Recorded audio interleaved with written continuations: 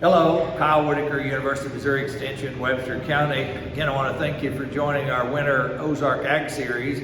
I'm at a slaughter facility, a custom exempt slaughter facility. We were out here a couple of weeks ago and videotaped a heifer and a steer, and they were the first part of my presentation tonight. The second part is the carcass evaluation. So behind me, we've got two carcasses. This was a steer carcass right here. It had a live weight of 1,195 pounds, and it had a hot carcass weight of 683. So that works out to about a 57% dressing percentage.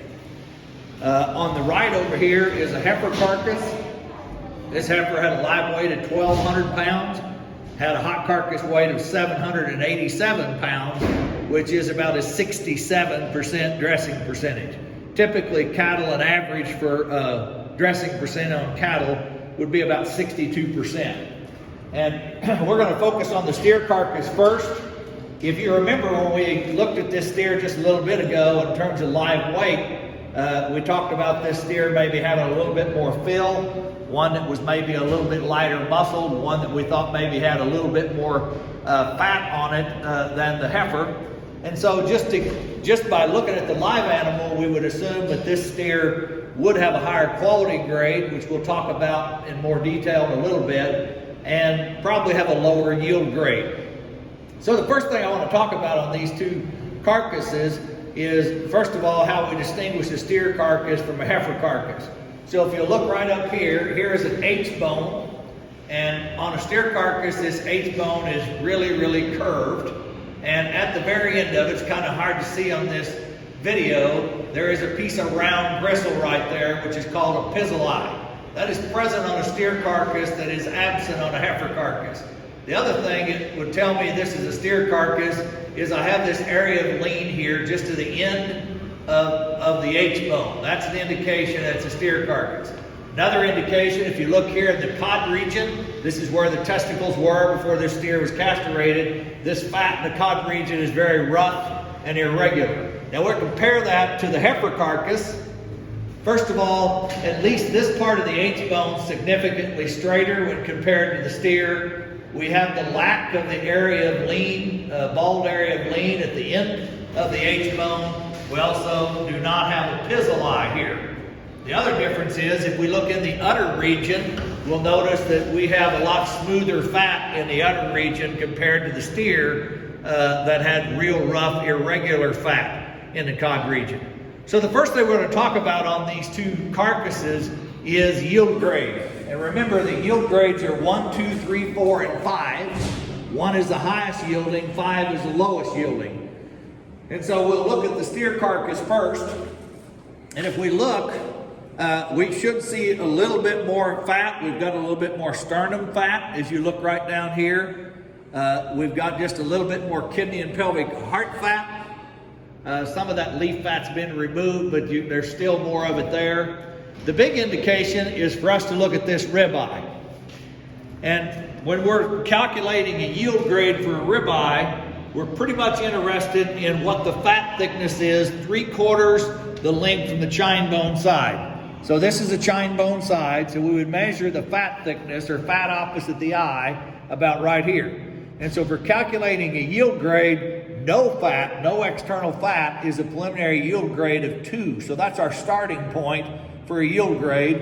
And then we'll adjust that yield grade based on how big or small the ribeye area is, how big or small the hot carcass weight is, and how much or little kidney, pelvic, and heart fat that we have.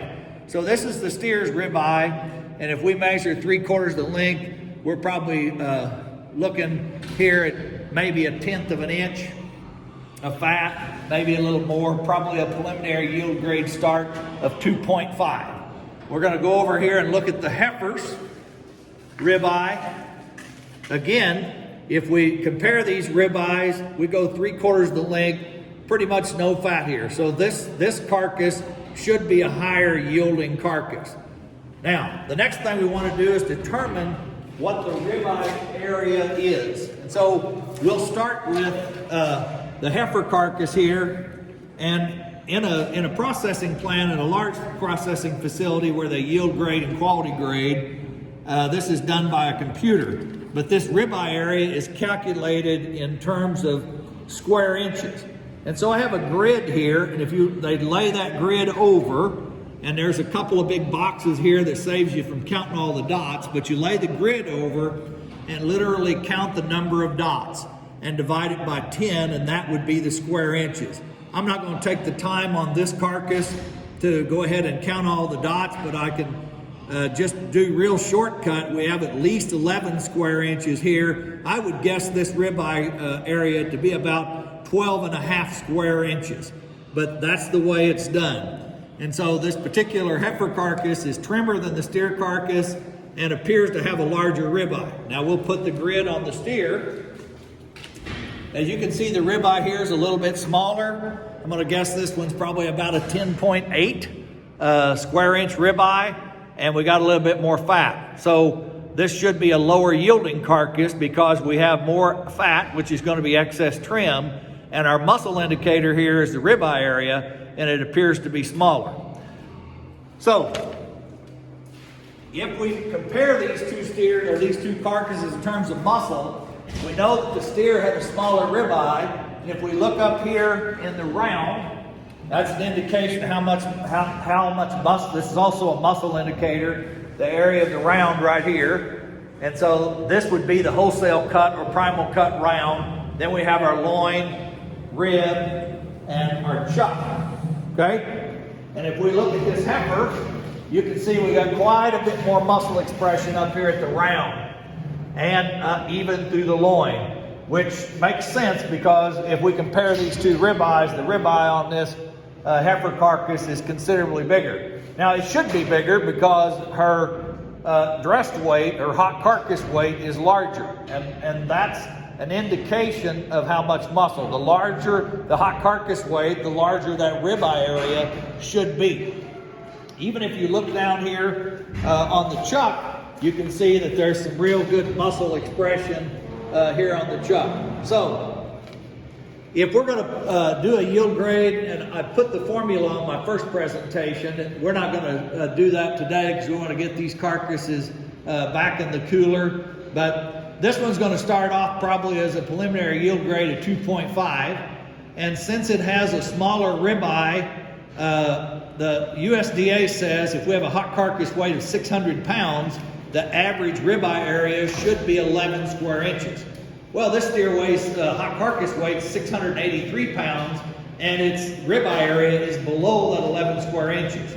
So this carcass that's going to make this carcass lower yielding, which is actually going to increase the yield grade number. So if we start off with a preliminary yield grade of 2.5, we make a ribeye adjustment here because this ribeye is smaller than it should be for the hot carcass weight we have.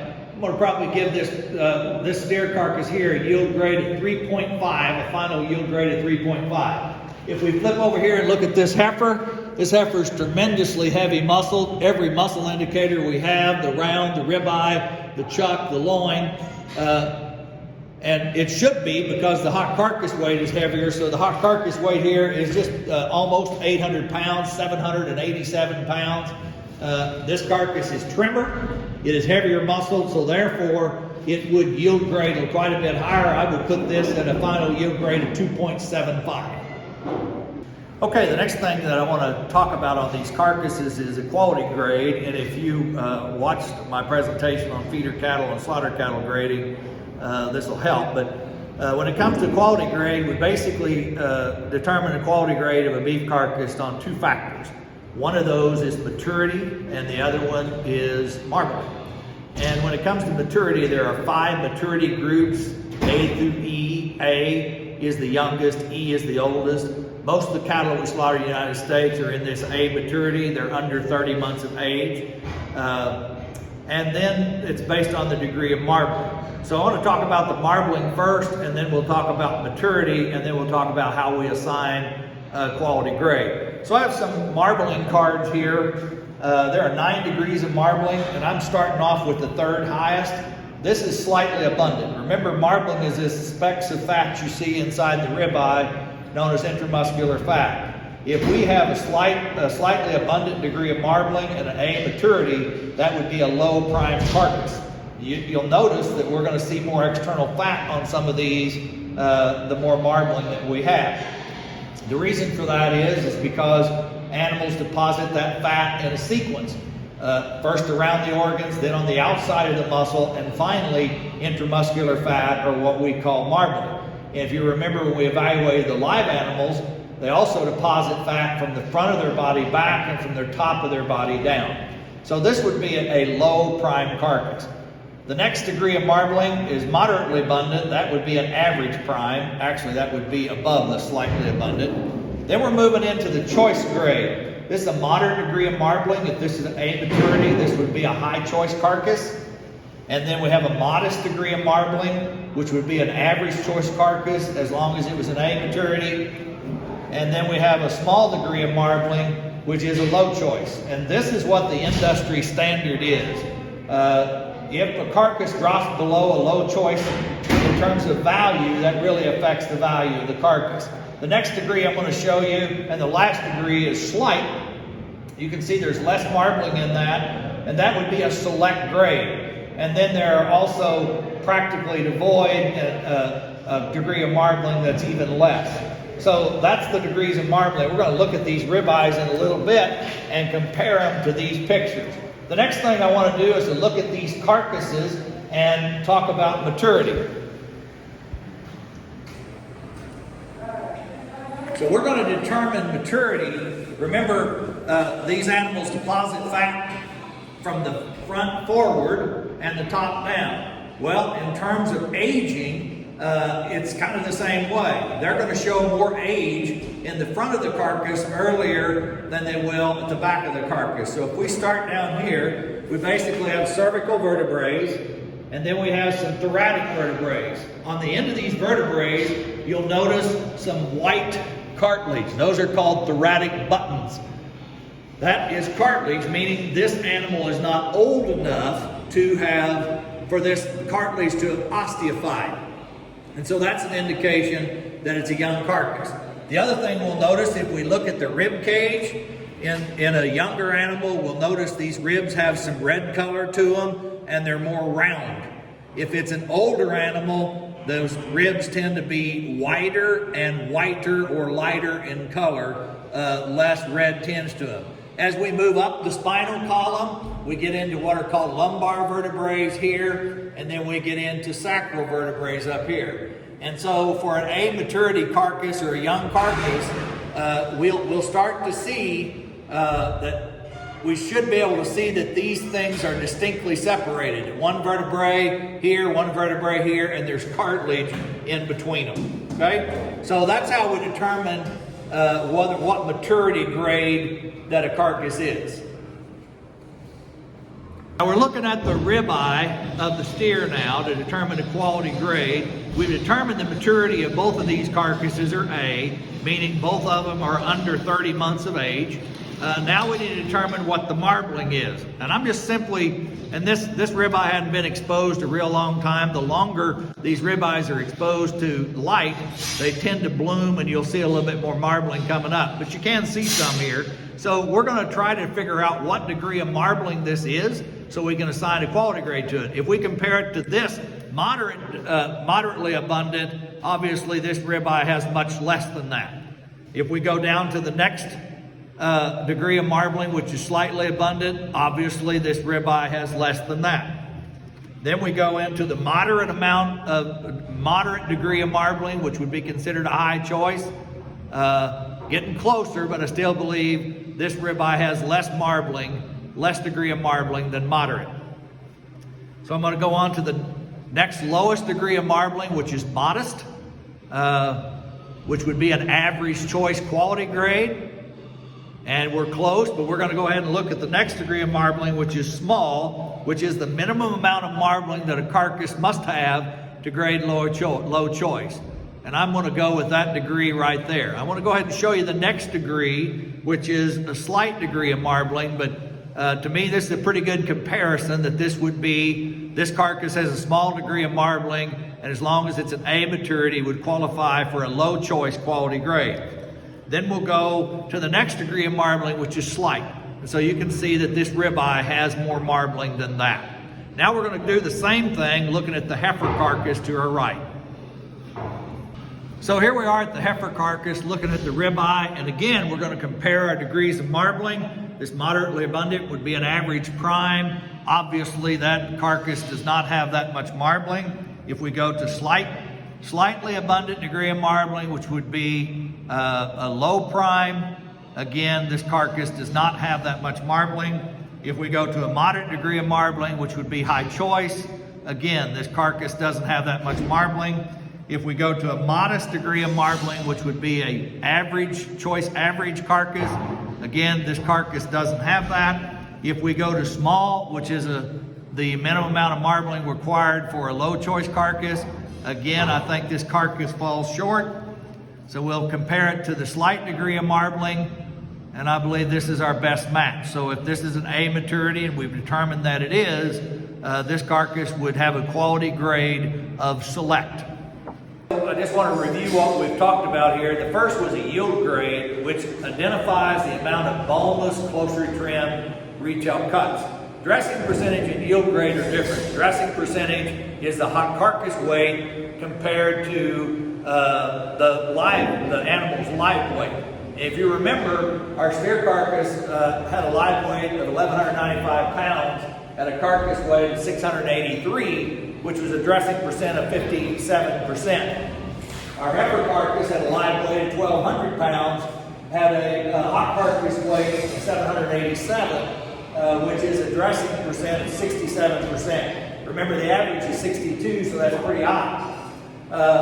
And the factors that are used to determine the yield grade are the external fat. That's what determines the preliminary yield grade. No fat is a preliminary yield grade of 0.2, and then each additional 1/10 inch of fat over that ribeye would add a 0.5 to the yield grade. Remember, yield grade 1 is the highest yielding, and yield grade 5 is the lowest yielding. Other factors are the size of the ribeye area, the amount of kidney, pelvic, and heart fat, and then the hot carcass weight. And then we looked at both these carcasses for quality grade, and we determined that the steer carcass would be a low choice, and that the heifer carcass would be a select grade. And it's normal that a higher yielding carcass would have a harder time yielding a high quality grade, and it's also true if we have a lower yielding carcass, it's generally easier for it to have a higher quality grade. Because the fat, or the lack of fat, and the extra muscle that this heifer carcass has makes this carcass high yielding. You know, we put it in that 2.5 to 2.75 final yield grade, where the steer carcass was more like a yield grade 3.5 because it has more fat. So it's really a balanced beam. We have yield on one side, yield grade on one side, and quality. So as our quality grade increases, it's likely that our yield grade is going to go down. And the opposite is true as well. If we have a high yielding carcass, it's likely that our quality grade is going to go down. So what are we looking for in the beef industry? What the packers want are cattle that grade at least that low choice and are in that yield grade 3. So if we're beef producers and we're raising feeder cattle and we're selling feeder calves, remember those feeder calf grades that I talked about in my previous presentation is a predictor of what kind of fed cattle or slaughter cattle those feeder cattle are going to be. And remember, all of this happens not because of what the animal weighs, but where they're at in terms of maturity. Animals do not begin to deposit fat until they've reached sexual maturity. Same way, heifers don't begin to have an estrus cycle until they reach sexual maturity. So when we put these cattle on feed, they need to be mature enough that they can begin depositing fat, and in particular that intramuscular fat marbling that gives the carcass its value.